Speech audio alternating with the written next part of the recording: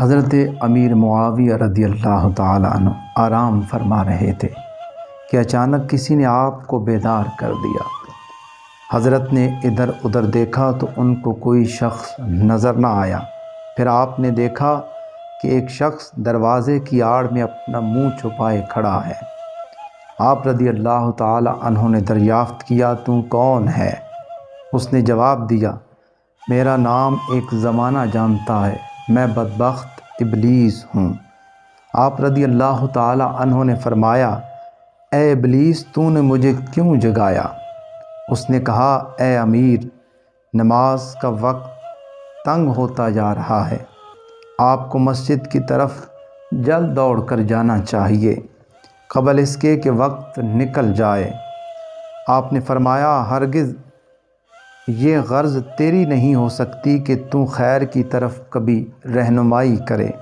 میرے گھر میں چور کی طرح گھس آیا اور کہتا ہے کہ میں پاسبانی کرتا ہوں، بھلا میں چور کی بات پر کیسے یقین کر سکتا ہوں، اور تو میرا خیر خواہ کیسے ہو سکتا ہے؟" ابلیس نے کہا، "ہم کبھی فرشتوں میں شامل رہے ہیں اور اطاعت کے راستے کو دل و جان سے طے کر چکے ہیں۔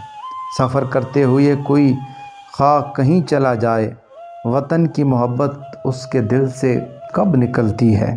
ہم بھی خدا کے دریائے رحمت سے پانی پی چکے ہیں اور اس کی رضا کے باغ کی سیر کر چکے ہیں۔ کبھی ہم بھی اس کی درگاہ کے عاشق تھے، اگر اس کے دریائے کرم نے مجھ پر عتاب کیا تو پھر کیا ہوا؟" حضرت نے فرمایا، "اے راہزن، مجھ سے بحث مت کر، تجھ کو میرے اندر گمراہ کرنے کا راستہ نہیں مل سکے گا۔ میرے اندر راستہ مت ڈھونڈ، سچ سچ بتا کہ تو نے مجھے نماز کے لیے کیوں بیدار کیا؟ تیرا کام تو گمراہ کرنا ہے، اس خیر کی دعوت میں کیا راز ہے؟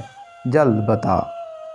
ابلیس نے کہا، "بدگمان آدمی تو سچی بات کو 100 دلیلوں کے باوجود تسلیم نہیں کرتا۔ میرا قصور صرف یہ ہے کہ ایک بدی کر بیٹھا اور دنیا میں بدنام ہو گیا۔ حضور، اصل بات یہ ہے کہ اگر آپ کی نماز فوت ہو جاتی تو دنیا آپ کی نگاہوں میں تاریک ہو جاتی، تو آپ شدید غم اور غصے سے رو رو کر نڈھال ہو جاتے۔ آپ کی یہ آہوزاری دل کا سوز و گداز اور 100 نمازوں کے ثواب سے بڑھ جاتا۔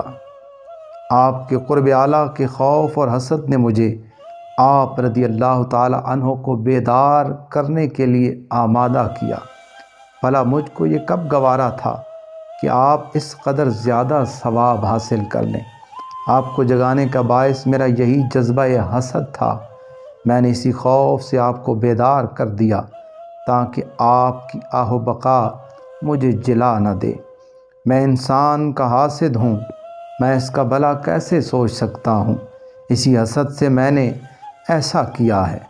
میں انسان کا دشمن ہوں، میرا دل یہ کیسے گوارا کرے کہ اسے کوئی فائدہ پہنچے؟ حضرت نے فرمایا، "ہاں، اب تو نے اصل بات بتائی۔ دراصل تو نہیں چاہتا کہ میں خلوص اور درد کے ساتھ اللہ تعالیٰ کے حضور گڑ گڑاؤں اور اپنی آنکھوں سے ندامت اور پشیمانی کے آنسو بہاؤں، کیونکہ اس آہ و فغاں کا حق تعالیٰ کے نزدیک بہت بڑا درجہ ہے۔ اس حکایت سے ہمیں درس حیات یہ ملتا ہے، شیطان انسان کا کھلا دشمن ہے، اس لیے ہر لمحہ اس سے چوکنے رہو۔